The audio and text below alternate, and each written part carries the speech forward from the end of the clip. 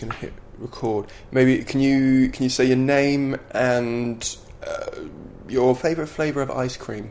Oh my goodness, my name is Ariane Sherine and my favourite flavour of ice cream is chocolate. And I could also do coffee quite happily. I'm not so into vanilla really, unless we're talking about sex, in which case very bad joke. It's fine. I have a lot of friends who are into very vanilla sex, and that's totally their call. I'm not into it. Personally, I'm not, but that's a different issue. I can't believe we got into sex already. This is terrible. No, that's fine. What kind of sex are you interested in? let's start there and build up. Oh my god. This is why you must never make jokes with. What kind of sex am I interested in? Any sex at the moment, because I haven't had any for ages. I'm not overly fussy right now, but I would never date a comedian. Oh, same. But why? Have you dated one before? Yes. Okay, yeah. And you just don't want to be going to gigs and avoiding people. That's not why I wouldn't. Oh. I don't mind. I like awkward, so I don't mind that. I just can't be arsed with them anymore because I don't. They're not. I've not met one yet who it is worth the effort of putting up with, because we're all quite neurotic and insecure and stuff. And I'd like it that the other person isn't that, just so that one of us is normal. Okay. Do you know what I mean? Yeah. Okay, but then I don't know. There's something to do with two comics understanding the other person's lifestyle and being like, for instance, John, who I'm not going out with and has never been out with. John Fleming, by the way. John Fleming, just to I'm not going is. out with. But what's really nice is why not?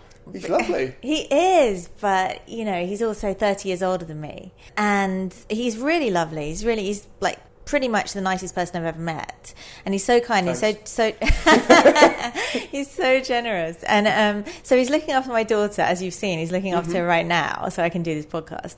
And when I go out to a gig, he says, "Okay, so I'll expect you back sort of midnight, 1ish." Whereas, you know, your average person would be like, so what time are you on? And if I was like, 8:30, okay, so you'll be back at 10. And it's like, well, it doesn't really work like that. And so obviously he understands the business and, you know, it'd be nice to find somebody who understood it, but wasn't actually a comedian. Yeah, yes. I mean, I had a friend of mine who dated an agent for a while, and I believe that was okay, but I wouldn't do that either. There's something about pooping where you eat. Do you know what I mean?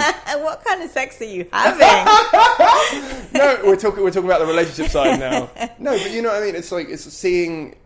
Dating someone in the industry, I don't think I could do it. And I think dating a comedian, plus I've not met one yet that you know, I fancy, but it's like I'm so past the whole right, they're physically hot, that's enough thing, and I just need them to be someone that I can actually talk to for hours and hours, and it's cool, and do you know what I mean? Yeah. And as much as I can chat to them, it's not like that. So and also, or if it is, it's friend stuff. Okay. You know what I mean? Yeah, no, that sounds fair enough. Hello and welcome to the Ask the Industry podcast, episode 63.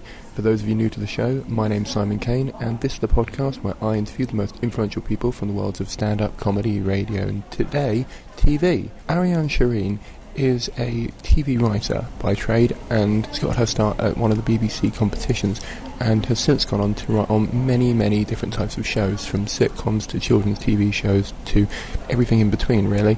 She then started performing stand-up comedy and left it. After episode 62, where we had a discussion with lots of influential people from the Edinburgh Fringe, and the subject of mentorship came up, I found it really interesting to find that in TV, for the select few, there is mentorship, but for comedians, there's very few opportunities for that, at least as far as I'm aware. If I'm wrong about that, please do send me enough information, because I'd be very interested to know, outside of courses, where there's options for comedians to get any form of mentorship. I found her story about how and why she quit stand-up due to her worries and fears of losing TV work as a writer really interesting, especially how she overcame that to come back and start performing again. My favourite part of this pod was where we got down to the nitty-gritty of what she actually wants from life and her goals, and how they are polar opposites to mine, and how we both think we can get what we want from stand-up. I won't say too much because she says it a lot better than I do in the podcast, but for me that was a really interesting chat. If you're enjoying this podcast, please do remember to subscribe, and if if you would like to follow along, all the questions are available with timestamps at simoncaine.co.uk. Without any more delays, this is Ariane Sherine. Apparently, I've heard that there's some kind of rule in comedy where if two comedians are dating and one of them breaks up with the other, the person who has been dumped gets the rights to any material about that relationship. See, is that legally binding? Like, because I want it to be. I doubt that very much. Nat Lutzima and I can't remember which one from Jigsaw, they broke up. And they both did separate shows about their relationship the same year. Right. Yeah. And I went to see Nat's because it was on the Free Fringe. And then in it, she mentioned the other show. And I looked it up and it was like 12 quid for the other show. And I was like, I'm paying 12 quid to hear his side of this. Do you know what I mean? Like, so I took her side just because I couldn't be bothered to hear his. That's brilliant. And I think that's quite nice if you can come out of a relationship and feel like, yeah, I'm going to plug the other person's show, then it got to be kind of amicable to an extent, no? Maybe. I think it was more, I did some Googling because she said they worked together and it was on an interview. I was just being creepy, as always. Let's move on. We were talking before this about how you started in stand-up. Yeah. You did it for 6 months. Yeah. Got to the final of an award. Which one? Laughing Horse. Laughing Horse. Yeah. And then didn't turn up. Yeah. Well, this is so embarrassing, but I was really scared of getting a bad review, and I knew Steve Bennett was going to be reviewing. And Steve Bennett is really, really nice. He's lovely. And he's, I'm sure that he would not have wanted me to give up, but basically I thought, well, I'm working in telly, and producers are going to Google me, and if the first thing they find is, Ariane Sherine's a comedian and is woefully unfunny, then they might not hire me to work on their shows. So I did what I thought was the right thing, although it was a painful thing to do, and gave up. As in gave up stand-up or gave up the competition? Gave up. Right. Because to me, to get to the final of a competition, yes, it's quite subjective, and yes, certain competitions are tailored to different types of comedians and vice versa. But to get to a final, to me, looks good even if you got a bad review. Do you know what I mean? Yeah. But I guess I was, TV writing is very hard to get into, and it was basically my livelihood at the time, whereas stand-up wasn't. I was making the odd tenner here and there, whereas with television, you get paid quite a lot for working on scripts, and I made a stupid decision, and I wish I hadn't made that, but at the same time I don't regret it, because I have my daughter, and I would never have my daughter if I hadn't made that decision. So okay, yeah. Did you go on like a date that night instead or something? No. So I became a scriptwriter, and then I moved into journalism, and then I met my editor at The Guardian. I fell in love with him, and he is my daughter's father. Okay, yeah. Right, that makes sense. Fair enough then. And so let's just go with stand-up for 1 sec then. Okay. So 6 months in stand-up, earn the odd tenner here and there. Yeah. That is quite quick to be getting any money in terms of the circuit now.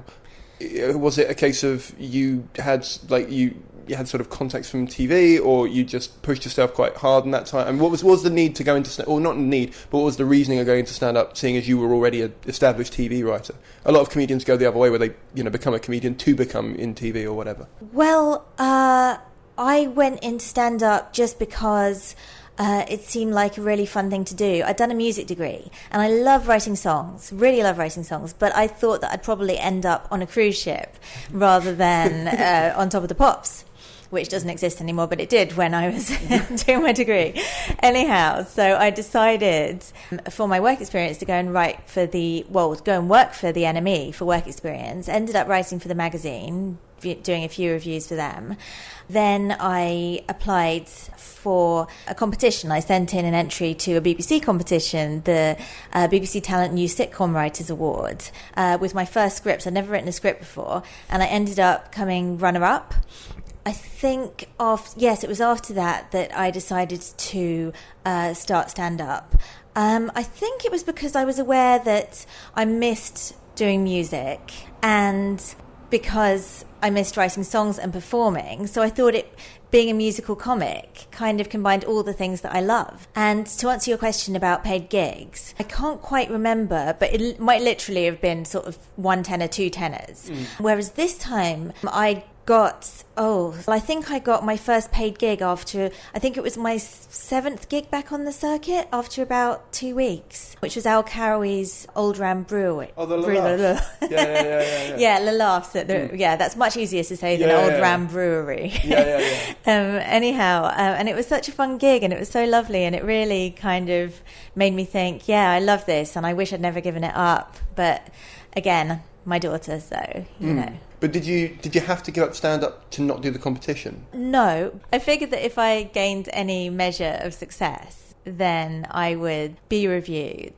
And back then, Chortle was sort of it was really the only dedicated comedy site, the only one I'd heard of anyway. I'd kind of sort of fallen out with somebody who knew Steve Bennett, and I wasn't really sure. I mean, you know, now looking back on it, it's preposterous, because when I came back to stand up, I actually met with Steve Bennett, had a cup of tea, and pitched him the column that he's now running on Chortle, which is Adventures of a Stand-Up Comic, and it's the edited digest of the email that I send out every week about my adventures in stand-up. And he was so nice, and he was so lovely, and it's like, you know, I'm sure that he would never ever have wanted me to give up, or known that's why I gave up, or, you know.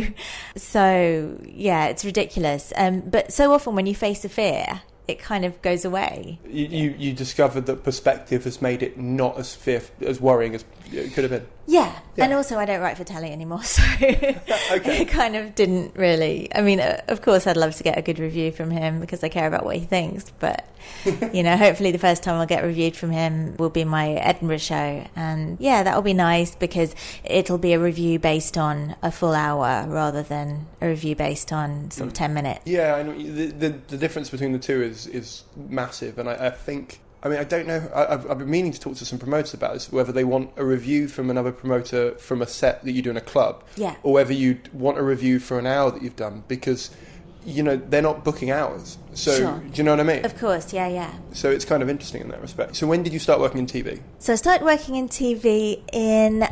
2003. I came second in the competition in 2002. Then I was put on a BBC scheme where I was mentored by Jane Jauncey, who was the executive producer of a show called The Story of Tracy Beaker, which is the Jacqueline Wilson adaptation. So I did that scheme, and then I eventually got to write an episode of Tracy Beaker. And then I got put on 2 pints of lager and a packet of crisps. And around the same kind of time, I was asked to write for Countdown.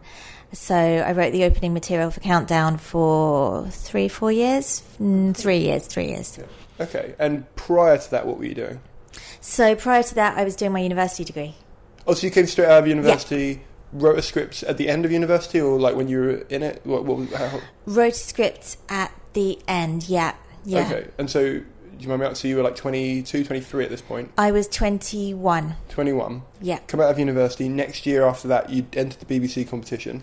No, I entered the BBC competition the June that I graduated. Okay. Yeah, so 2002. Because I'm just trying to work out how you went from music degree to wanting to write. Like, was there just an idea in your head that you thought, I want to get out, I'll send it off, or... So basically, I've always thought that the more stuff you can do, the better. And as you know, because you do the podcast and you do all kinds of things, all kinds of writing, I imagine, and stand-up. And I just think that it makes life interesting and more varied and more fun. So I didn't really want to commit. I mean... Okay, I wanted to be a pop star. But part of the reason I wanted to be a pop star is because you get to, if you're not just a puppet, if you actually have autonomy over your career, you get to, I mean, imagine you're, I don't know, Taylor Swift. Okay. Yeah. Can you see yourself as Taylor Swift, Simon? I'm very every day. Yeah. Oh, good. Yeah, I thought so. I channel her every morning. So if you're Taylor Swift, I'm sure you have a great degree of autonomy over pretty much everything, over the songs you write, over your touring schedule, over the design of your artwork. the photos, over the videos that you make, over, a great array of things. And if Taylor Swift wanted to write a novel, it would get snapped up. It doesn't even matter what it was about. It could be about, the best and worst poos I've done by Taylor Swift, and it would still... That's my idea. It would still be number one in the charts forever. I think, being a pop star is possibly the best job in the world. But, second to that is possibly being a musical comic, because you still get to do all that stuff, albeit on a much lower scale. I get what you mean. I don't know if I necessarily agree, if that's all right. Okay, that's fine. Because say I was Taylor Swift, and I wanted to write a novel, yeah, I would want to write it under a separate name. Okay. I wouldn't want to coast on the Taylor Swift brand for that. Just because I don't know, unless it was like, if it was an autobiography or something like that, or if it was like a how I got to where I am type thing. So I think Frank Turner, for example, who's a folk singer I quite like, he wrote a book about like the gigging he was doing to like get to where he was, and I thought that links into what he is and what he stands for, so I'd read that. Whereas if I think it's like J.K. Rowling doing the new series of books she does under a new pseudonym, I think I'd find it unnerving to have my existing fan base sycophantly supporting it. Do you know what I mean? Yeah, I understand that. Yeah, I think that's very valid. But I suppose for me, I just think that, well, I'd like to see what the reviews are like and what the response is like, but ultimately I need to be able to get the book out in the first place to do that. And it just opens so many doors if you are Taylor Swift. It doesn't mean that you will necessarily get a good response to your book. No, it doesn't guarantee it at all. If anything, it probably ups the ante for it being negative. And I think that's what JK, me and her on first initial terms, JK did, where she sold it to a publisher on condition it would be under a different name, so she could get it out there. But I know what you mean. I totally respect the idea of being able to do stuff and have it get launched in a much more fluid way. I don't know. It's like who was it? Was it Stuart Lee did the joke about, I can't remember which comedian, who had like golf umbrellas with their face on or something. Oh, right. Do you remember? I can't remember which comedian it was, but it was just like he just found a bit of merch that just did not. It was like, why would you want a comedian's face on an umbrella? But apparently he's selling them and they're doing quite well because of the fan base thing. So sure. Yeah. Wow. I don't know. I mean, as a writer as well, would it tie into the fact that you wanted to be like have your own base of people that knew who you were? Because I think writers in TV, unless they have some sort of cult hit, don't necessarily get known in the same way. Yeah, that's very true. I mean? That's very true. And I kind of think that when you're absolutely right. You don't get to see the response to your stuff when you're a writer. Unless working on My Family was slightly different, because you get to... you're there and there's an audience, and the studio audience responds to your jokes, whether they laugh or not. You can tell what they think of them. But on most shows, that isn't the case. They're not filmed in front of a studio audience. And so, when I was watching Countdown, I'd see the response because obviously there's an audience there. But yeah, for the most part, you're just paid to write the script, and then that's it. You don't have any further involvement in the show. I did like the idea of performing, and I did like the idea of being, I suppose, recognised rather than famous. I wouldn't want to be as famous as Taylor Swift. You'd like to be able to walk down the street. Yeah. And I can perfectly understand that J.K. Rowling would have wanted to put her book out under a different name and get an agent who really, get a publisher who really liked the book on its own merits, rather than just taking it on because she achieved such amazing success. I think she's incredible. She's one of my favorite people. But yeah, go ahead.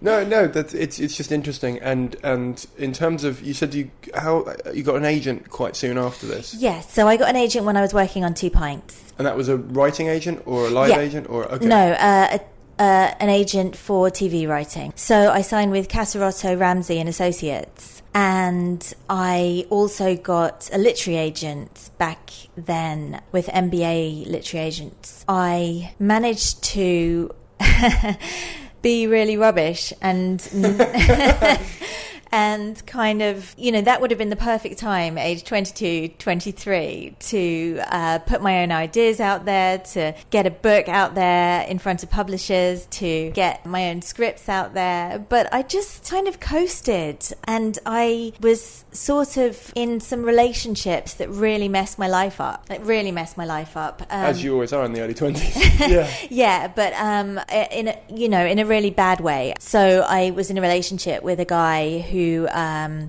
ended up writing about this just a few years ago. But in 2005, I was in a relationship with a guy, and he violently attacked me, and I was pregnant, and it kind of messed everything up in my life, in my head for a year, and I had a termination that I didn't want to have, and it was quite devastating. So I guess I wasn't really focusing on things. I wasn't as ambitious as I could have been. I wasn't really thinking, where do I want to be and how am I going to get there? I just thought, I want to be happy and I want to be safe. And I had really, really bad anxiety after that happened for years and years, culminating in a nervous breakdown when I was 29, and then I had my daughter. So now she's 5 years old, and now I feel like I'm really, really this year feeling extremely motivated, almost as motivated as I imagine you are, because every time I look at you, you're doing like new things, and you're doing your tour and you're doing these podcasts, and I really admire that, and that's how I want to be, really. And I think if I could have been that way and capitalized on my success when I was 21, 22, then who knows, move over Taylor Swift. But like now I'm 36, and that's kind of, well, I wouldn't say it's old, but it's certainly veering towards middle age, and so I feel like this is my sort of last attempt to make something of myself. And so I'm kind of going full steam ahead with the stand-up and the writing, and doing my first Edinburgh show next year. And yeah, I'm going to try and get another TV agent, because understandably the last one decided, when she came back after maternity leave, she was paring down her client list, and she kind of said, well, you don't write anymore. So for telly, you haven't written for telly for years, so do you mind if we part ways? And I said, no, that's fair enough. So I'm going to try and get another telly agent. Yeah, so I'm writing my first novel, and I'm going to write the screenplay for my first novel, and yeah, really excited about it, really excited about life at the moment. But my 20s were an absolute mess. So when you ask me about my 20s, I'm just like, oh God, and having to really think back through all the sort of debris of my 20s and think. We can move on from your 20s. I mean, I'm about to hit 30, and I'm very much looking forward to it. I had a great 20s, but I'm done with 20s. Like, do you know what I mean? I'm just like, I've learned enough from my 20s. I want to. I think I don't know if this is right. You've turned 30, so you might be able to tell me. But in my head, it feels like people look at you slightly different because it's a whole new number at the start. Do you know what I mean? Yeah. I think you might be right. I mean, I'm lucky in that I don't look as old as I am, in the sense, well, see, I didn't really know whether I did or not, because nobody can be objective about this. I didn't think you were 36, if that helps. That's very kind. No, genuinely. I'm not just saying that because we're opposite each other and it'd be awkward otherwise. I didn't know.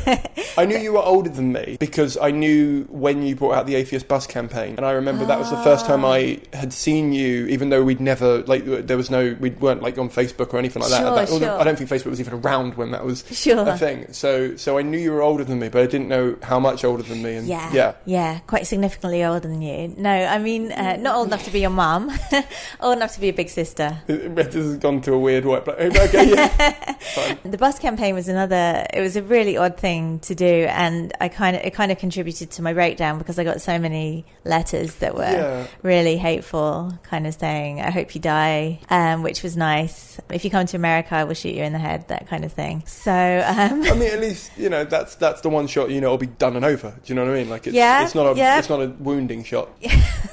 I'm just looking at the bright side. Very comforting.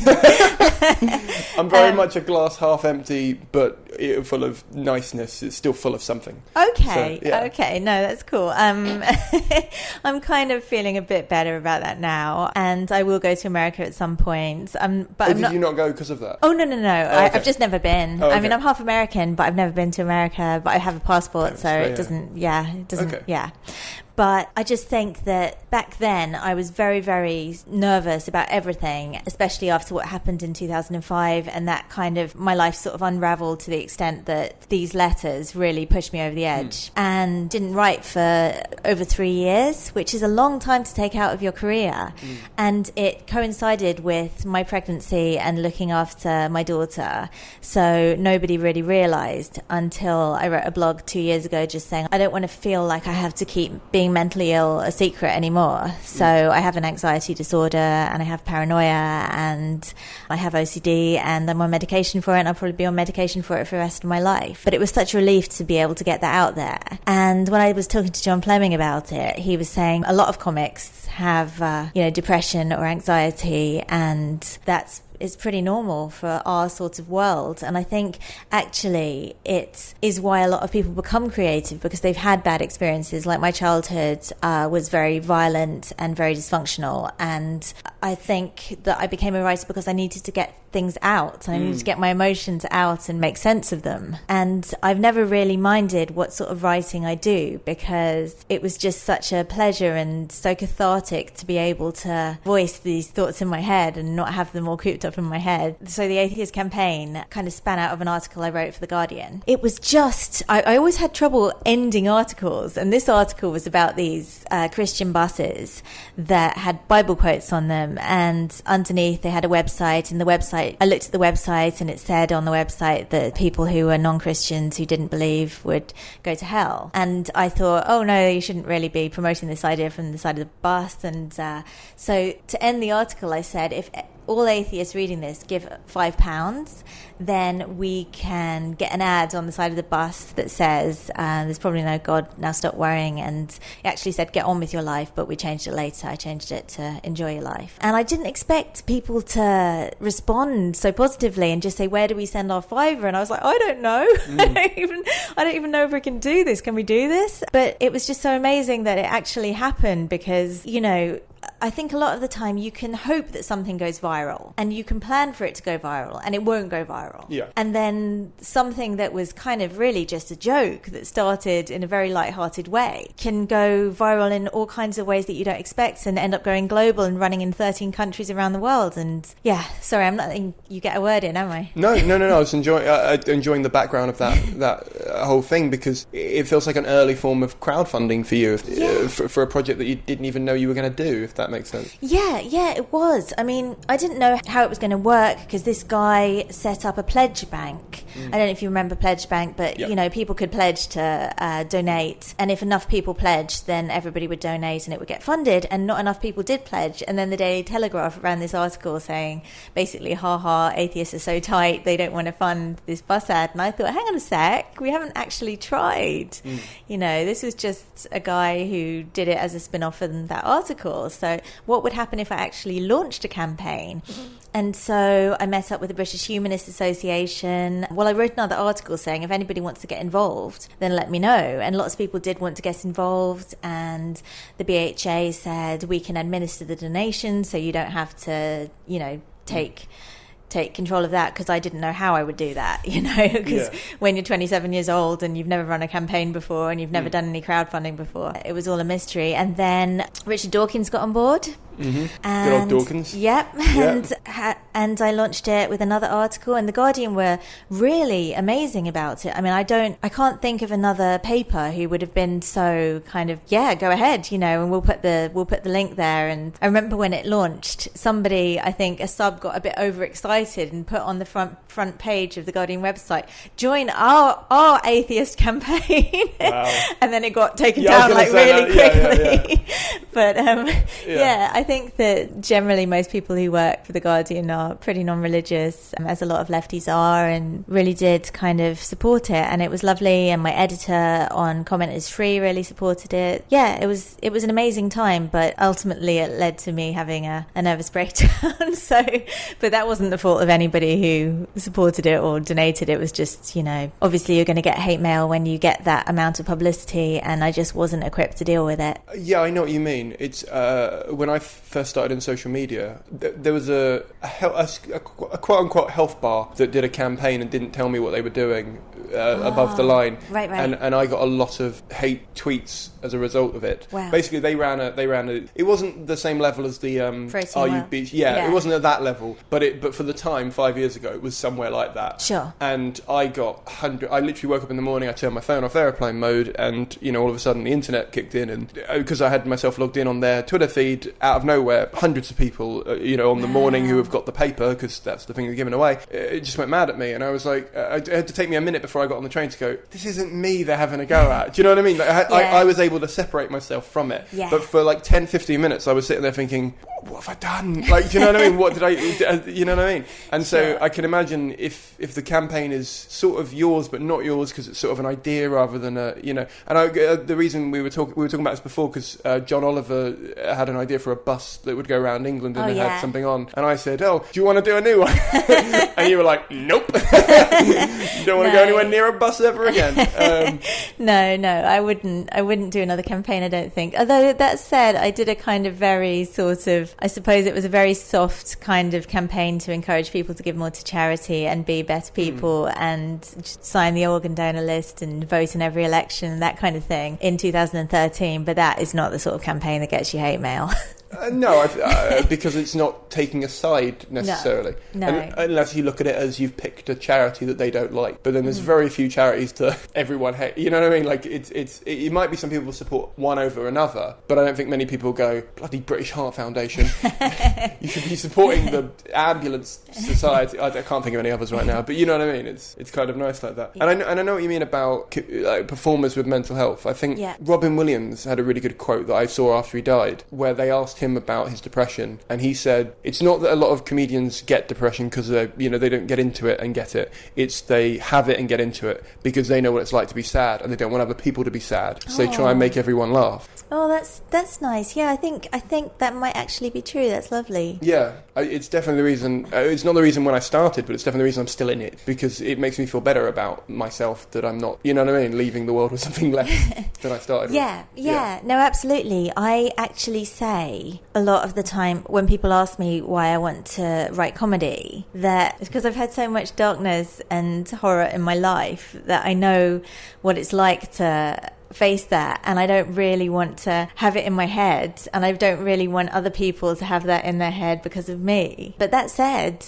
I know a lot of people really enjoy horror or violent movies or whatever it is, and that's totally fine, but I just can't really stomach it. So that's why I don't write anything that's gory or anything that's particularly downbeat or depressing. And just going back to TV slightly, was it, I don't want to say, because it sounds, I hope you don't take this the wrong way, it sounds like a very fluid movement for you to go straight into TV from the script and stuff, and I wondered if you actually had any knockbacks, or if any of your scripts got turned down, or because and I know you've given me the highlight reel, so it's not exactly what happened, but I'm sure there are people listening going, well, obviously if she got on the BBC course, then of course she's going to be in the right rooms and the right people and all that kind of stuff. Yes. And I'm assuming it wasn't as easy as... I remember that when I got onto the Sitcom Writers Awards, first off, there were 10 of us, and 10 would-be scriptwriters in a room, 2 of whom you might know, actually. So Danny Peake, who's written a lot for My Hero, and... I think he wrote for 2 Pints with me, and he's written for loads and loads of sitcoms. He makes a good living from it, I think. And also Tom Phillips, who is better known as Flash Boy and is now a journalist at BuzzFeed. Yeah, I'm aware of BuzzFeed work. Yeah. So we were the top 3 in the award. Every day, for a week, 2 people would have their scripts read out and then critiqued by people such as Graham Linehan. Oh, fuck. And I think it's Beryl Virtue, who works on Coupling, and a whole load more of scriptwriters. I think Susan Nixon came in from 2 Pints, or Paul Mayhew Archer, who also worked on 2 Pints and a lot of other sitcoms. So we'd all have our stuff critiqued, and I remember that my script was ripped apart so badly, and I was so depressed about it that I was wandering around the BBC canteen just thinking I'd better make the most of this because I'm never coming here again. And I was crying and I was so upset. And then they said to us, all the 10 finalists, go away, rewrite your script and send it in. I didn't. I just went on holiday because I assumed that my script would no way get through because they hated it. And then I got a call from, I think, Michael Jacob, who was the head of comedy development, and he said, you haven't sent your script in? And I said, no. And he said, is there a reason why? And I said, because I didn't think you liked it, so I just decided not to do it. And he said, I think you should send it in. He was really nice. It's because he could have just said, well, fucker, you know. Yeah. But he didn't. He gave me another chance, and I sent it in and then got through to the last 3. And bit of showbiz gossip for you, which is not gossip at all, but it's just a fact. It's just a fact that I'm quite proud of. Showbiz fact time, guys. Do you know The Good Life? No, not The Good Life. The Good Life is a sitcom. Yes. The Good Wife. I don't know The Good Wife. So The Good Wife is this amazing American legal drama. Right. I'm absolutely gripped by it. I love it. Okay. It is on Netflix. It is my favourite programme. Archie Punjabi, who was in Bend It Like Beckham, and she was in a whole host of... She was in... She's been in loads and loads and loads of stuff, and just because I can't think of any off the top of my head, just go on her IMDb. She's amazing. Yeah. Anyway, she was in the performance of my script, and she played the lead, and she is Kalinda in The Good Wife. Oh, cool. Yeah. Okay. So that was an amazing realization. I was like, oh my God, she was in my performance. My performance was did not go down well. The script did not go down well. I remember Stuart Murphy, who was controller of BBC 3 at the time, it was actually called BBC Choice back then, but became BBC 3. He said there should definitely be an Asian sitcom, but not this one. My sitcom. Okay. I'll tell you about my sitcom. So the where I had the idea was that I was staying with my grandparents because my granddad was dying and I wanted to spend time with him. And he was very religious. As you know, I'm not very religious. Hardly ever mention it. And we were sitting down together and he was telling me about Zoroastrianism, which is his religion, and my mum's side of the family's religion, and about how, you know, we must be good and we must pray and this kind of thing. And I was saying, all right, okay, yes, but I was kind of thinking, wow, because my parents are not religious at all, and I was thinking how different it must be to be in a family, like to have grown up with religious parents. And so I made the character a Sikh girl who was, well, I said at the time she's a feminist and she hates men, which is right. Yeah, which is not something that I would say now. Yeah. Not something I would say now, and not a feminist. And well, she was, but you know, she wasn't. You know. Yeah, sorry. I was just going to say I never understand that, because my understanding of feminism is that everyone's equal. So to hate the whole other gender doesn't make sense to me as a feminist. Do you know what I mean? Yeah. I mean, I think you get radical. You've had radical feminists like Andrea Dworkin, who said that all sex is rape and stuff like that. But most feminists would not subscribe to that line of thinking. And anyhow, so she decided that she didn't want a boyfriend, but her parents were desperate to set her up with a line of suitors so that she could get married. And she also had an admirer who was a builder called Darren Hyde. So I called the sitcom, can you guess? Hide and seek. Exactly. That's why you're a comedian. Yeah. I was thinking, if you haven't called it that, you've missed a bloody good opportunity. It was an excruciating pun, and it was full of excruciating puns. You would have got quite a weird audience for that then. Yeah.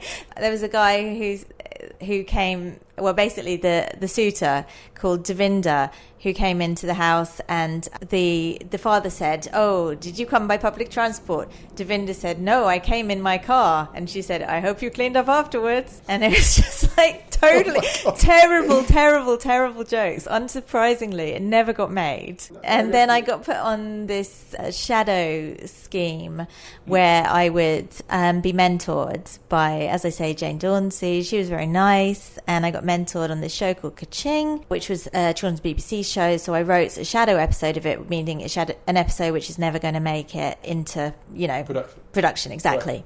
Right. You're much more articulate than I am. Why can't I be more articulate? Because I'm saying less words, so I have more time to think. By the time this is edited, I trust that I will be extremely articulate. I'm Simon. not promising anything. Oh, so cool. So, I should say I just edited another one with, do you know Andrew Allard? He's like one of the best script editors in the cool. business. And he said, if this bit's still in, it's an editing error on Simon's part. And I said, what makes you think that bit stay? What makes you think the bit after this where you validate that I've done something wrong is staying in? The bit before is staying in. This bit's coming out. I'm not.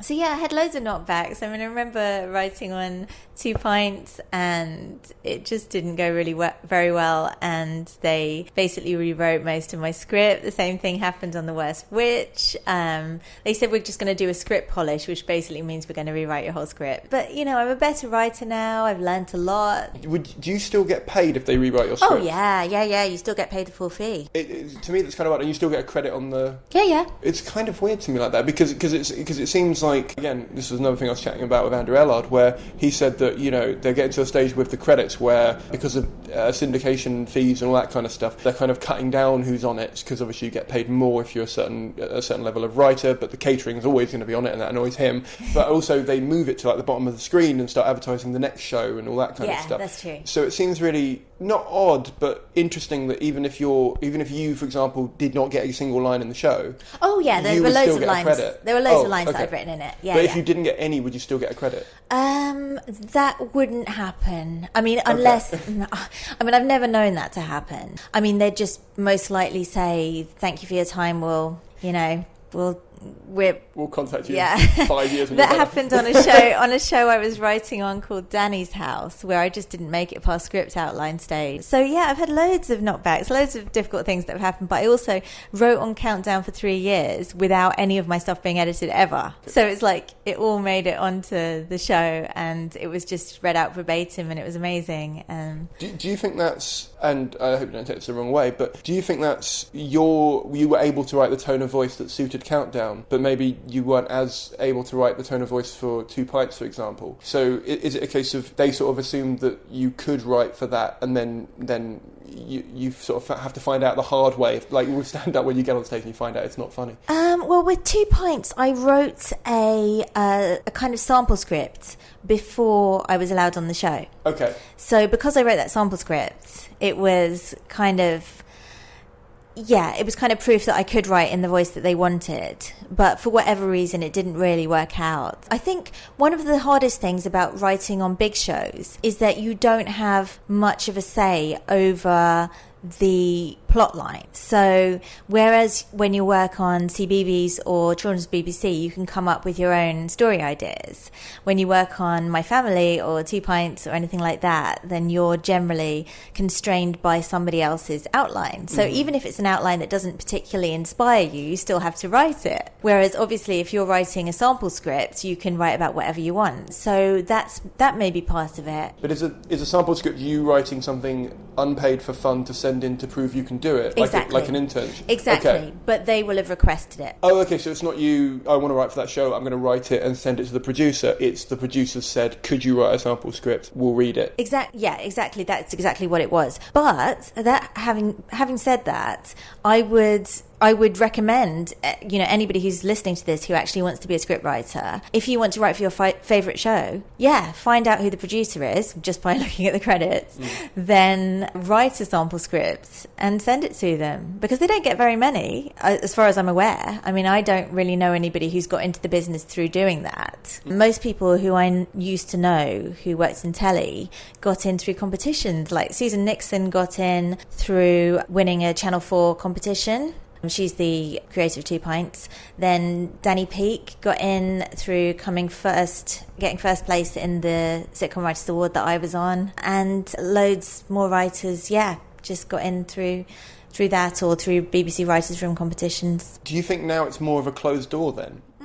I don't really know. I'm really out of the loop. I'm really sorry. That's okay. There's like no help to you. Well, but I didn't think I thought you'd be the perfect person to ask that, because you were writing stuff in your early 20s. Yeah. You've sort of stopped for a number of years now, and now you're trying to get back into it. So I assumed, although you have writing credits, and although you have a bit more of a sort of maybe 2 feet on the ladder than some other people might not have, trying to get back into it, I'm assuming, I've spoken to a few women who've like taken maternity leave and stuff, and then tried to come back to whatever, and they found it, well, whether it's actually a result of that or whether it's just them being out, like anyone being out, is another, I can't tell, because I've never had a baby. I don't know. And never also, had a I know, baby? not that I know. Joking. Oh God, I thought I was better than that. But you know what I mean, is if you take time out of anything, any career, it's a case of it's going to be detrimental to both you staying sharp, but also you getting keeping going and being in the thing.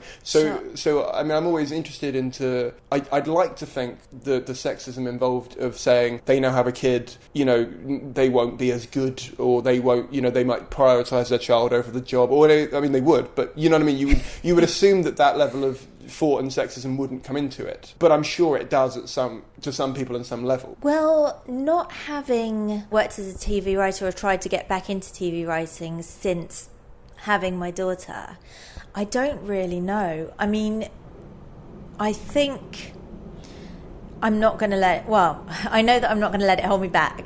So if you have to be twice as good, I'll be twice as good. If you have to be twice as dedicated, I'll be twice as dedicated. And the great thing is that my daughter's dad and I share custody of her. So he has her during the week and I have her at weekends and in holidays. And because of that, I have loads of free time in the week to gig and to write and to, but I would think that the media would be one of the places where that would be much less likely to happen, because a lot of women have top jobs in the media and most of the media is pretty liberal. So I would be surprised if that were a big issue. I mean, I might be showing my naivety and just not be aware of it, but I'll let you know if I feel discriminated against in the future. Please do. We will all, as a unit, tweet them and tell them how horrible they're being. And also, I mean, before you were saying that you said it would be the prime time to jump on your success in your younger days, and you said that it's not. I mean, I don't know what middle age is anymore, because I don't know what the average age people live to is anymore. But I know female actresses or actor. I don't know what you call, because actors. Yeah. But I out of default I say actresses because I'm used to that, and I don't mean it in a. That's you know fine. what I mean? No, I know nobody's going to take it pejoratively. I need to point that because I know one person might, and then you just don't want to. But yeah, so I know they say stuff like after a certain age there are less parts for you, or for example, you're not over the hill, but it's. I saw a tweet from an actress the other day who said something like, "Oh, it's my 40th birthday today," or as Hollywood says it, next. And I was like, I like that tweet, but I also don't like that tweet because it's funny, but I'm hoping it's not as true as you know what I mean? That's a great tweet. Yes. And I suspect that it is actually true, sadly, in Hollywood, because I was just reading a book on screenwriting called Save the Cat. Yes, that's the one that, I can't remember who recommended it now. Oh God, there was a screenwriter who I had on I ask everyone for a book recommendation. They said that book. Sorry, yeah. It's just because I got it as a PDF, but I haven't a Kindle, but I haven't read it yet. Sure. Sorry, yeah, go on. Yeah. It is the first book I've ever read about writing, and I decided to read it because one of my friends, who is a best-selling author, recommended it to me, and I thought, okay, fair dues, I will read that. They'll know. Yeah. Yep. And so I was using it to plot out my novel, and it has been invaluable. It's been amazing. So that is my book recommendation too. It is. You can't have that. Well, that's the only book. It's the only book I've ever read on writing. Okay, fine. Which is interesting, really, because people are always like, "Oh, what have you read?" or "Which course have you done?" and that kind of. And you know, I genuinely haven't really done a writing course that. I mean, I tend to think if you can write, you can write. I really do. I think that comedy courses are useful. I did Chris Head's comedy course, and that was useful. And Logan Murray's course was very useful as well, because you learn a lot about delivery. You learn a lot about, stuff that people don't tell you about, handling the mic or walking onto stage or that kind of thing, which is tremendously useful. But as far as writing goes, I'm kind of skeptical. But that said, I have really, really found Save the Cat to be incredibly useful. And now I feel like I know where I'm going with my novel, and I'm sort of full steam ahead with it, and I'm feeling really excited about it. So that's great. But I've forgotten why. Oh yes, I mentioned it. I mentioned it because he said, make your characters young. Don't make your characters like your age or older. Remember that the average people who go to the cinema are in their 20s, and they want to see films about people who are in their 20s, because after you have a kid, you're much, much, much, much less likely to go to the cinema. Apparently. I was waiting for more information on that, because I could see why you might logistically, because you would go to the cinema, but you might just not see that film. You'll go and see BFG or something. You know what I mean? But I wouldn't resent my child if that happened, but I would like to think that I could still live some level of my own life. Do you know what I mean? And it sounds like you've done quite a good job of juggling parenthood in a very good way. I've seen you guys very briefly, but it seems like you've got a very good bond and a good communication there and stuff. But you also are pursuing other things, and it would seem odd to me. I never understand that. I mean, my parents are like that. They only pursue their own work and then hang out with each other. And I'm like, and then their own friends who are doing the same thing. And I'm like, do you not have a hobby? Do you not have something? It just makes me feel awkward because there's nothing to get to know there. Sure. And I know you don't have to have a personality then because you're married and you're fine. But it's nice to have one. Do you know what I mean? Yeah, it's nice. I mean, my daughter is wonderful. I love her so much, and she makes everything better. And she does drive me because. You said you didn't drive, yeah. She is really good for fueling my ambition. Is that a good enough synonym for you, Simon? Yeah. No, because basically she always says that she wants to travel the world and that's cool. She wants to have adventures. And I said, well, I've never really travelled. I mean, I wrote a few pieces for the Sunday Times where I had to travel, and I went to Jamaica and I went to Geneva, and that was great. But since having her, I haven't really done any travel pieces, and I also don't think that she would get very much out of it at the moment. But what I'm trying to do is save up so that when we are, when she's in her teens or takes a gap year, I mean, she might not want me to go with her. She might be like, "Oh, Mum, you're so annoying. You're so embarrassing. Go away." But it would be really... Where was this when I was 5? Yeah. But it would be really nice to travel with her. And so I have this sort of dream about traveling the world with her. And so I figure that I've got to get really successful and... and then I can write travel pieces and I can do research for novels as I'm traveling and that kind of thing. So, yeah, she really does sort of propel me in terms of career ambitions. I like that you're avoiding saying drive now. Do you blame me, Simon? Well, I thought we were doing cheesy puns. I thought that was part of this. Cheesy puns are good. Yeah, it was kind of cheesy.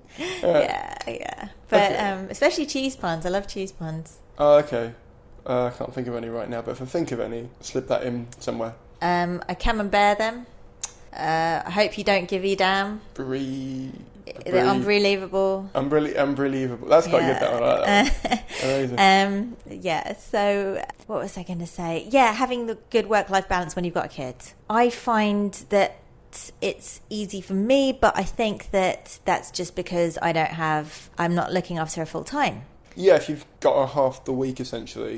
Yeah. And so when you are not being a parent, I know you're always a parent, but when you're not being a parent and you're working, what work do you do at the moment for money? So I write for The Spectator and I write for New Humanist magazine. So I've been writing quite a lot for The Spectator recently, which has generated me quite a lot of sort of, not exactly hate mail, but quite... I thought you were going to say income then. No.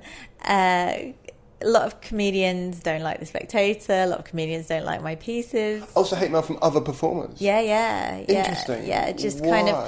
I don't know that magazine very well. Sorry. Not direct... well, it's a right-wing magazine. Right, okay. So and most comics are kind of lefty, as am I. But I remember reading a funny post from somebody saying that I was only pretending to like Jeremy Corbyn, and because I've got a love song for him. And that yes, she's a false Jeremy Corbyn fan, that she's not really, because she writes for The Spectator. And I was like, no, I really do like him. I mean, he might not like me anymore, but he's probably got his security to look out for me, because I've got some weird song about him. written a love song, but yeah, I really do like him. But I think that being a writer is all about being versatile, and it's all about taking opportunities. And Spectator is an amazing magazine. I mean, and a lot of left-wing writers write for it, like Nick Cohen and Will Straw, and I think that it's kind of quite closed-minded of some comedians to go, oh no, I'll never write for that, or I'll never write for this.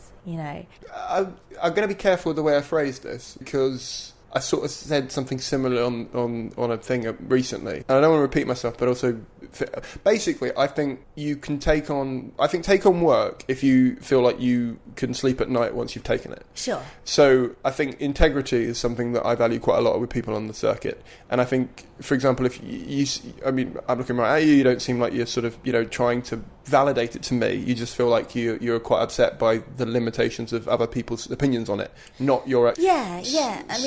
So I think taking opportunities is a great thing, but I think, as long as you're comfortable with it, it doesn't matter if then, that's true. I mean, I suppose there are publications I, of course, would not write for. Yeah. But and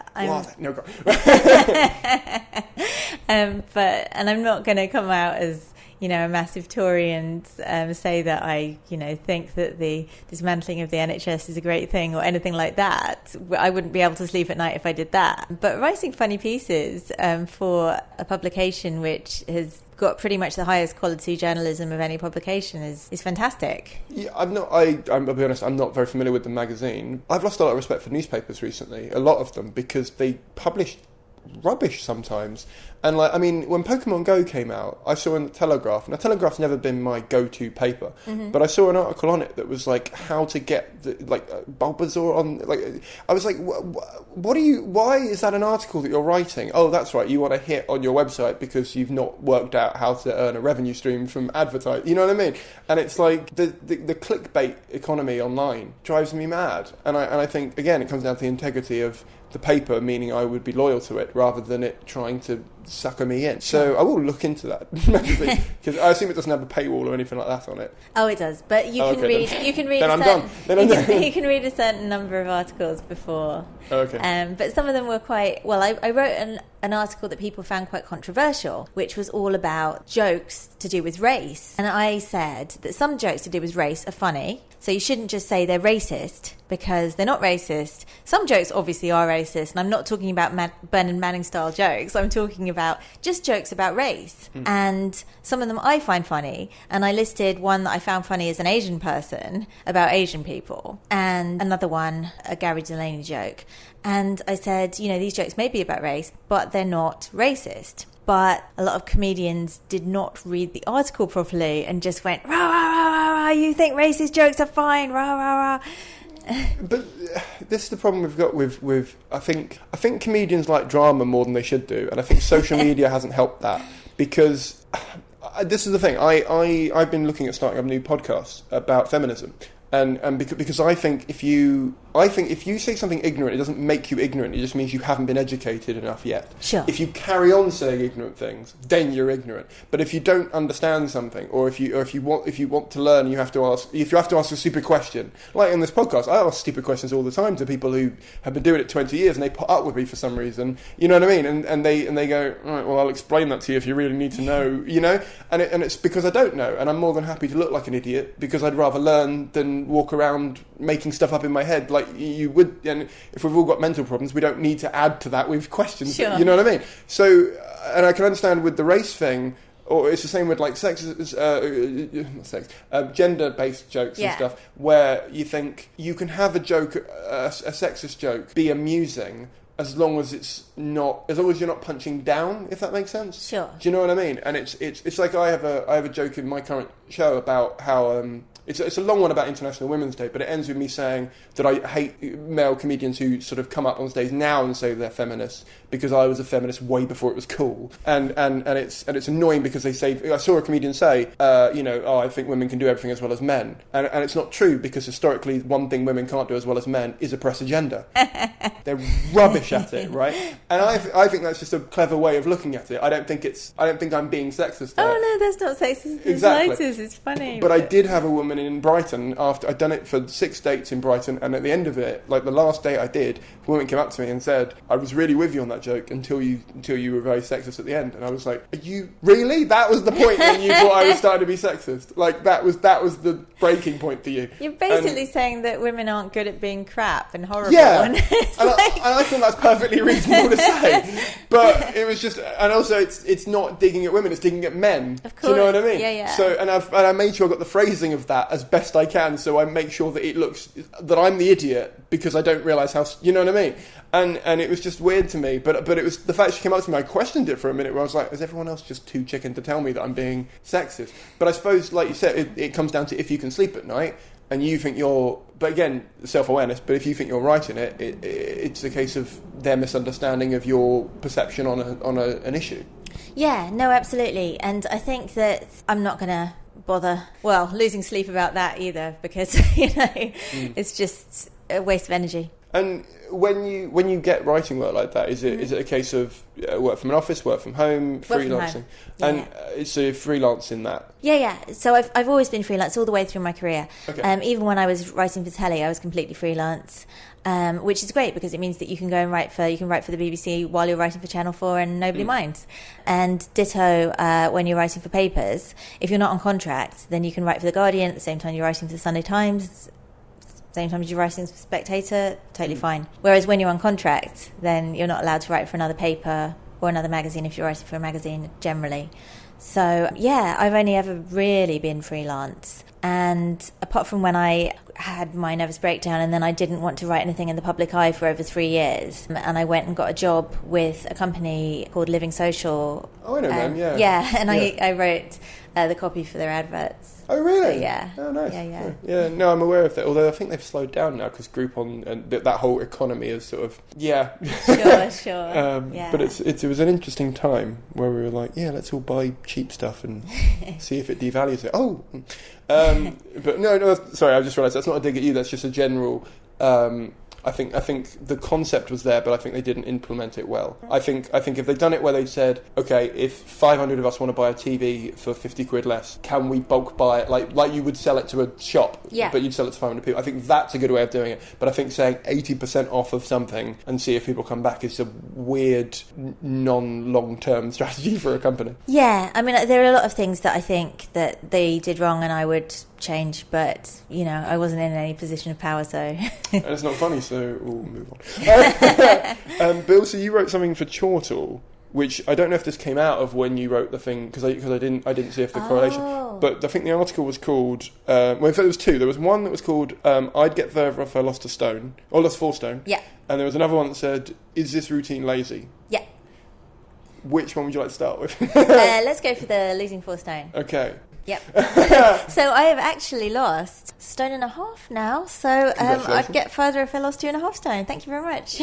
So have you got more gigs than the last 1.5 stone? No, it's not really about gigs. It's more about telly, and it's more about you know, it's understandable. If I were a producer and I were picking people to be on my TV show, and I was aware that there is a sizable amount of the audience who are young men or just men in general who want to see attractive women, it's not right, but it's not wrong. It's just nature.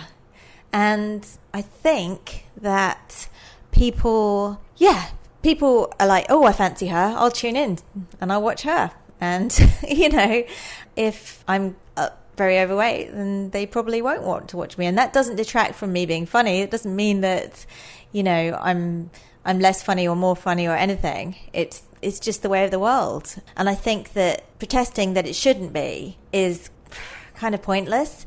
And I also think that protesting that it isn't the case is kind of naive. I will agree that I watch some programmes based on the fact that there is a lady in it that I find attractive. Sure. That's not something I can deny. But there are very few new shows that I watch on that basis, if that makes sense. They tend to be ones that I've watched for a while. Okay. And I've sort of enjoy the show enough now. But I started because they were there. So like in The Big Bang Theory, for example, Kaylee Keiko, I don't know how to pronounce her last name, and now it's changed again. Oh. So, but her, Penny, I started watching because I was a fan of her in 8 Simple Rules. Right. And as a result, I thought I'll watch it because she's in it. Yeah. And I've grown to like it and hate it in the same different reasons, but we won't get into that right now. I think you're right in the terms of it being like sort of nature, in terms of genes and evolution and all that kind of stuff. But I watch a lot of people online who are not TV attractive, if you like. Right.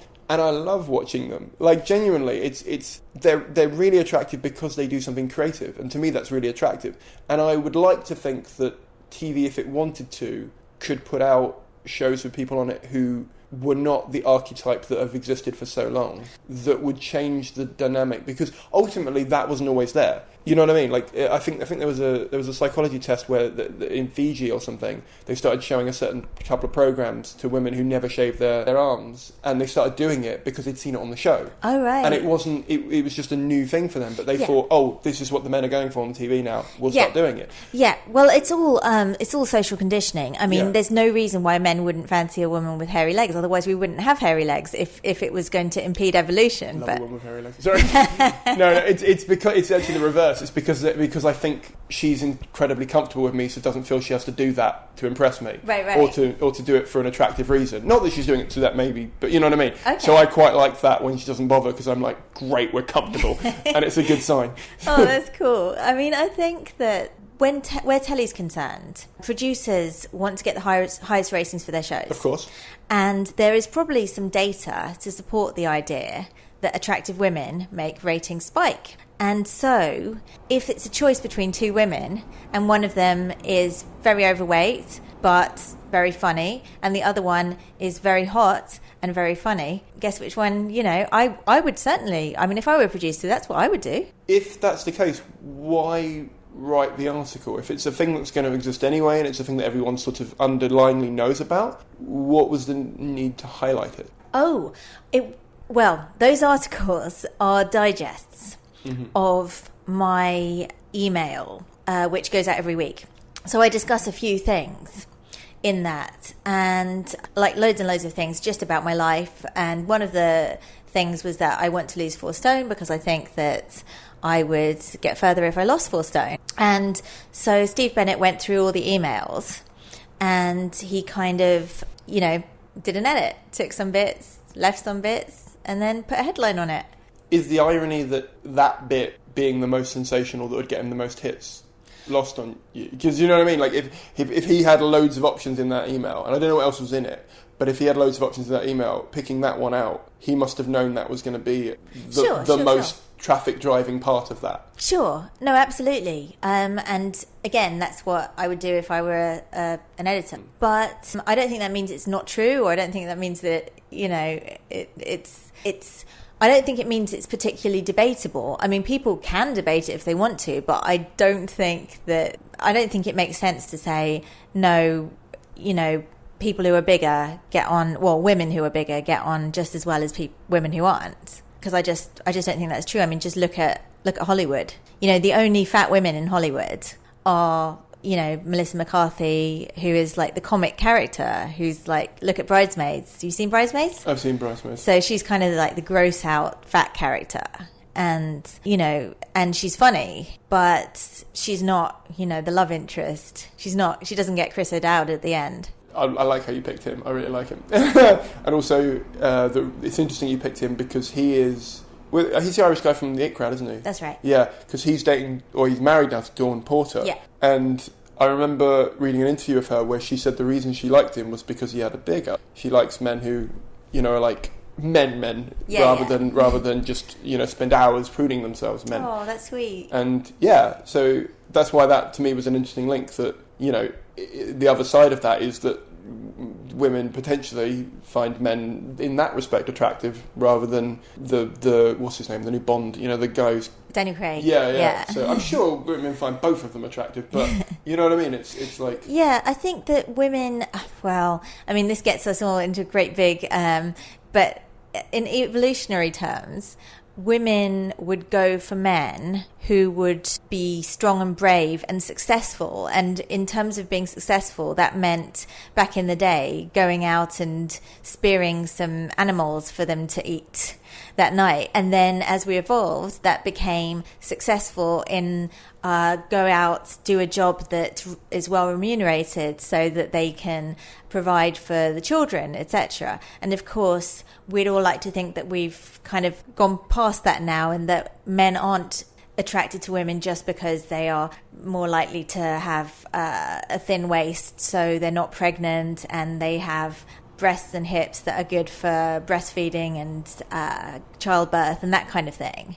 We'd like to think that we're past that, but I think deep down we're all still animals, Simon.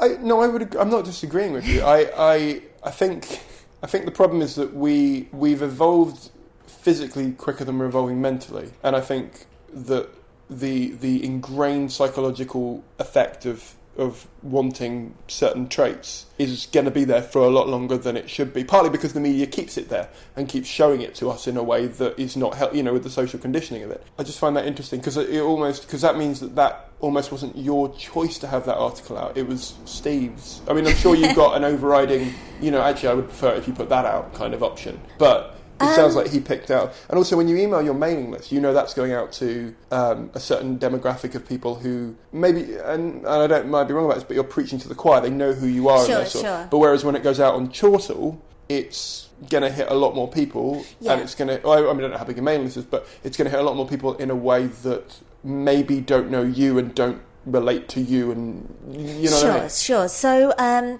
with any kind of article like that, the editor always comes up with a headline, or the sub-editor, more often when you're writing for publications. Anyhow, that is totally fine with me. I wanted it on Chortle because, of course, it's got a far wider reach. I didn't mind the digest at all. I didn't mind that headline at all. And he did compile the first one. And then after that, because I know how busy he is, I just kind of compiled them and sent them to him. But yeah, it's been great, and it's got me a lot more people on my list, and yeah, every little helps. So yeah. Do you find, because it sounds like you kind of have full reign over that editorial as well as when you were at The Guardian, so do you find not getting feedback useful or not useful?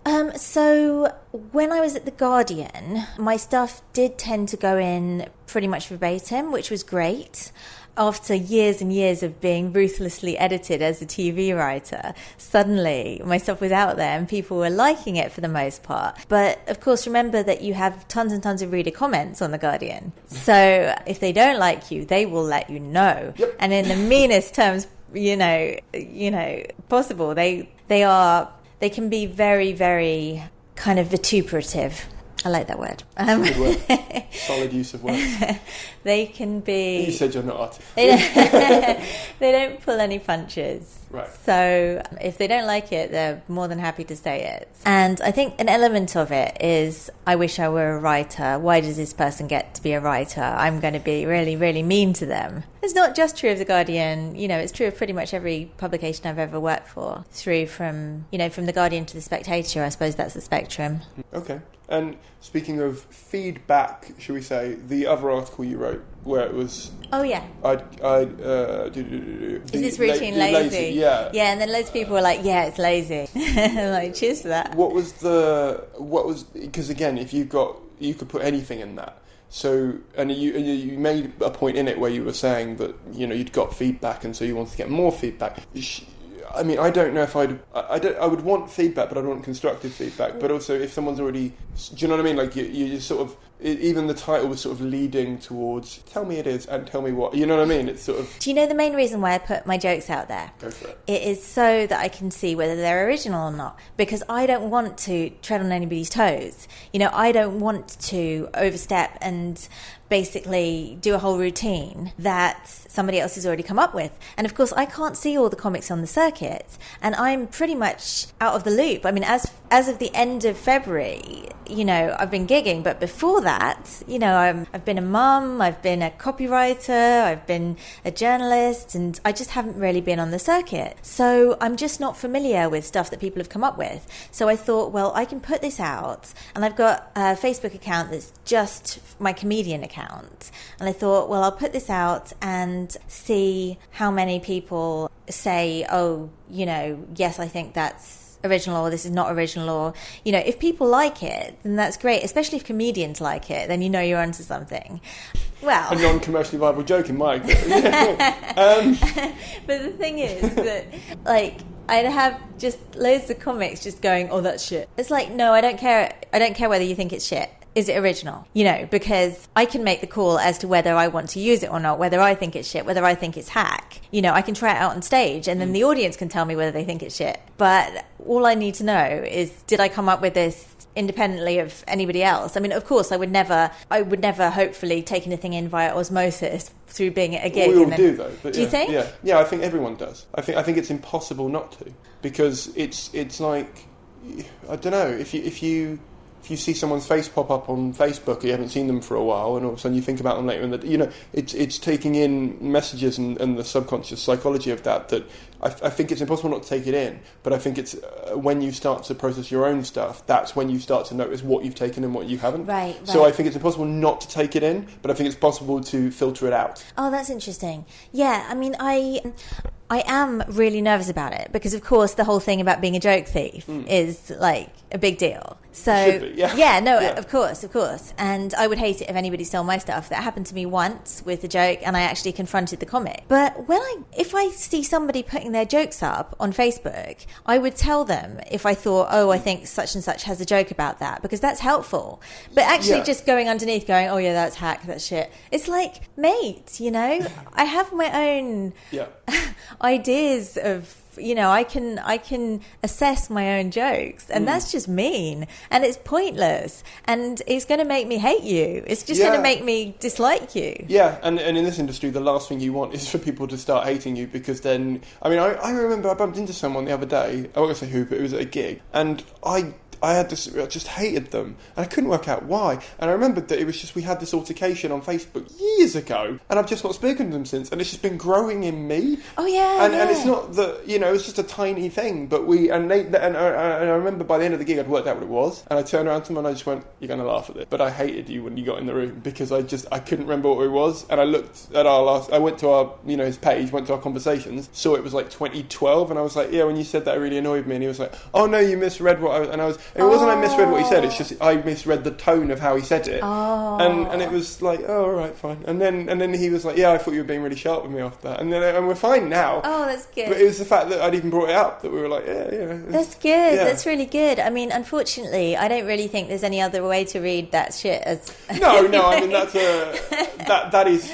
I mean, to be fair to them, that is succinct. I mean, they're at least being concise about it. Yeah, I mean, there's a comic who regularly sort of relishes writing stuff that, like, oh, this has been used, that has been done, and actually said to me, oh, I think you're lazy, and I find that galling because I think you're capable of better. And it's like, mate, I've been a professional comedy writer for 14 years.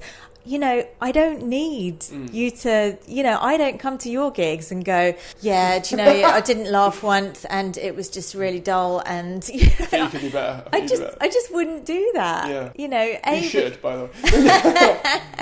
I just wouldn't do that because I don't have that much time. You know, bear in mind that I only have half the amount of time of other people who don't have kids. So, you know, when I'm with my kid, I don't constantly want to be preoccupied. I want to be engaging with her. So, yeah, I mean, I think that those articles, they spark debate, and that's great. And I'm more than happy to engage when people are polite and you can have some interesting conversations. But yeah, I'm just saying, yeah, this routine is lazy. It's a bit kind of like, okay. Yeah. No, I know what you mean. I have a joke that I wrote 2.5 years ago when I had a cat. Right. We were talking about it before when I had my cat. And since then, I've started doing it for my new show because it didn't fit into the one I'm doing at the moment. And someone saw me do it at a club, and they said, do you know there's another comedian that's done something similar? And I Googled it, and I found it, and they have the same premise but a different joke. Right. And I was like, well, you know, how many people do, you know, men and women are different things, course, but they're own, you know what I mean? course. I'm like, the premise can be, especially with one-liners, it's why I stopped doing one-liners, because the setups are all the same, the punchline is the interesting part. Yeah. And so I thought, well, I'm all right with that. And then I went to image search. I can't remember why. And it turns out that I don't know if it's their joke or my joke or whose joke, but there's a meme of that joke on the internet.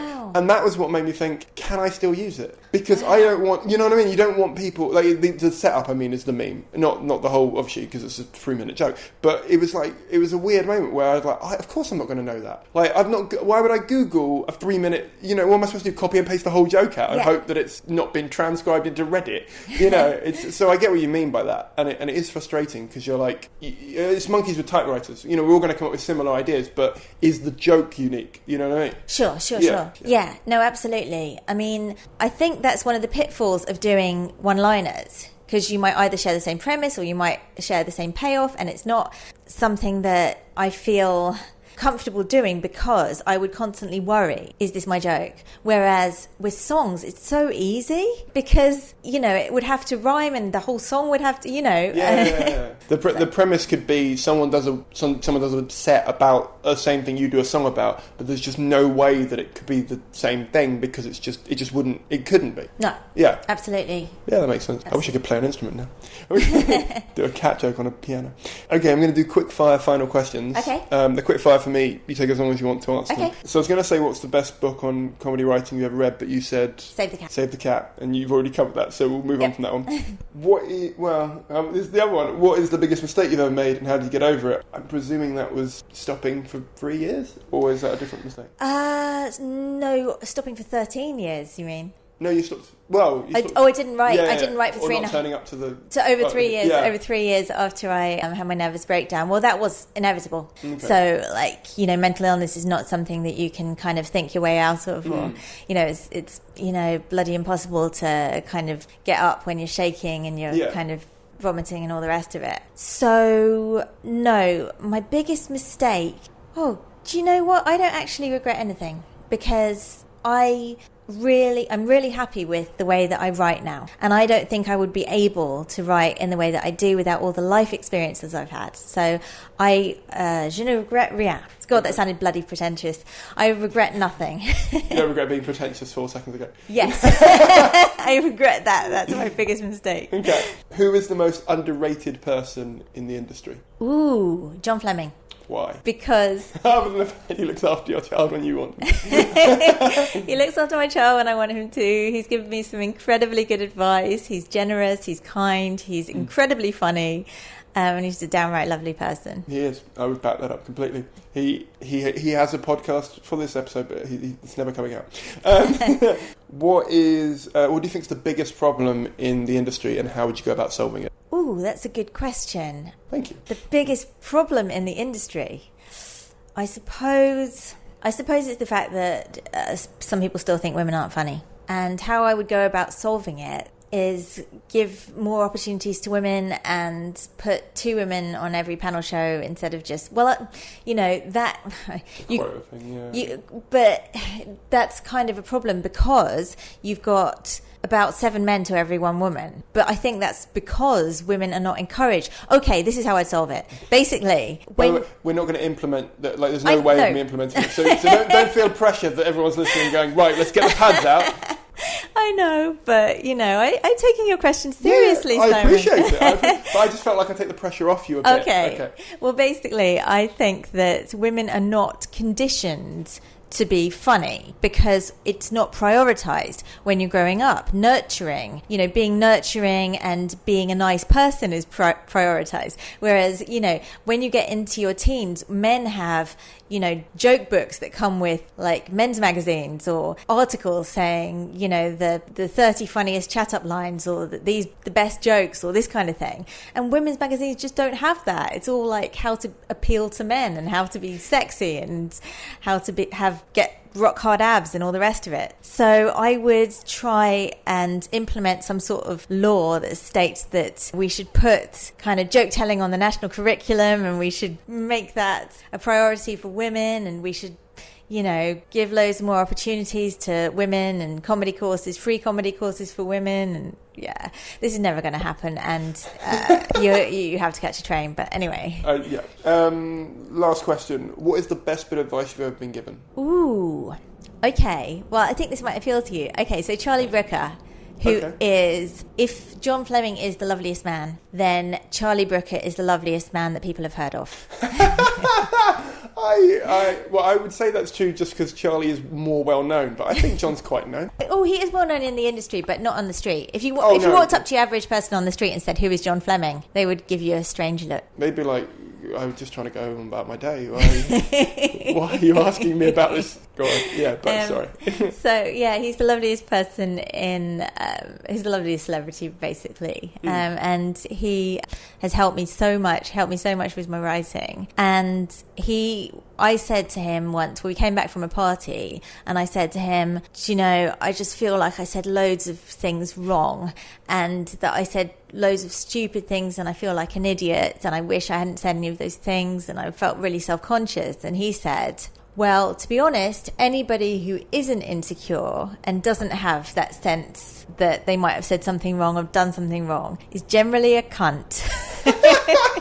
That makes me feel so much better about the conversation I had 2 days ago. Like it. So, yeah. Okay. So that's a good bit of advice. And we all make mistakes, and God knows I've made my fair share, but I think the main thing is to kind of not regret them and to keep going. Awesome. Well, thank you very much for coming on. No problem. It's been an absolute pleasure, and you've been wonderful. Thank you for having me. You're welcome. That was Ariane. I hope you got as much out of that as I did. I totally agreed with her philosophy on trying to wear as many different hats as possible and to try and be as versatile as possible, particularly as a writer. I think one of the main reasons I've had a day job as a joke writer for social media for nearly 7 years has been because I've been able to change my writing style for several different voices, and I really enjoyed hearing the other side of that, essentially someone in TV doing what I do, which is essentially changing my voice to adjust to different types of shows and different types of characters and different characters within the shows. A big thing I've learned this year is I don't have to agree with someone to be friends with them, and if anything, differences of opinion can really result in some really fun chats and refreshing your own opinions on different things. So to talk to her about her desire to become a pop star and mine to just want to have an ever-growing base of fans who like what I do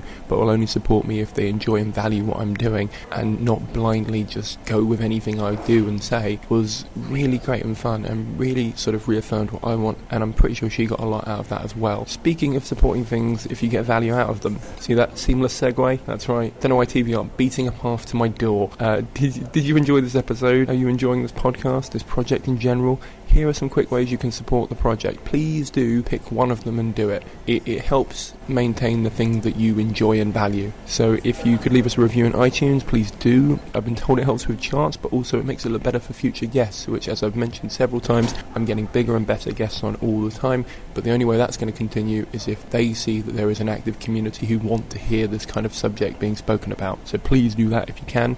Join the Facebook group and take part in the discussions. Always sharing stuff in there, new content, exclusive content, content, which guests are coming up next, and you can ask your questions directly to them. So if you want to, and if you've been like, I really wish I'd asked her a question, or I really wish I'd been told ahead of time so I could have prepared some questions that he could have taken to guest X, then that's the best place to do it. Please just check it out in the group, because it's better for me if it's all staying in one place. You can share this or any episode that you've enjoyed on social media or directly with a mate to help expand the audience. Nothing sells a podcast quite like word of mouth, and any way you can help out with that is greatly appreciated. I can't thank the people enough that do it all the time. Also the people that do it as a one-off if they find a particular episode particularly useful and want to plug it to a friend.